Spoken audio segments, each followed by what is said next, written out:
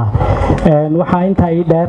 waxaan rabaa inaan intii aan hadda carabaabay si kal iyo laaba Soomaalinimo iyo walaalnimo ku jirto ugu mahad celiyo intii aan xilka joogay sidii wanaagsanayd ee sharafta iyo kartida lahayd ee aad ila shaqayseen.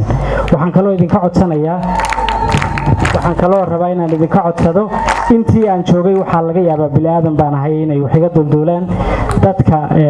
intii shaqadu naga dhaxaysay iyo intii maamulku naga dhaxeeyayba iyagana inaanu iscafino oo ay aanu dhabarka iska dhirbaxno insha Allah. intaa waxaa ii dheer reehul wadaago waxaan rabaa inaan idinla dardaarmo magaalada Muqdisho heesihii marka halkan laga qaaday mid kamid ah waxay ku saabsanayd magaalada Muqdisho waxa halku dhiga ka mid ahaa Muqdisho waxa la soo tiriyay muhiimadda ay wadanka u lahayd kadib gundhigu wuxuu ahaa maxaa maanta murugada iyo baday mushkilada maanta Muqdisho inay kaligeed murugooto waa waxaan loo dul qaadan karin. reehul wadaagu qayb baad ka tihiin magaalada Muqdisho murugoonaysa magaalada Muqdisho dhiig baxaysa qayb baad ka tihiin waxaan idinkula dardaarmaya idinka codsanaya haddii xitaa loo baahdaan idinka baryaya inaad dhexda u xirataan cadow baa jira inaad iska qabataan.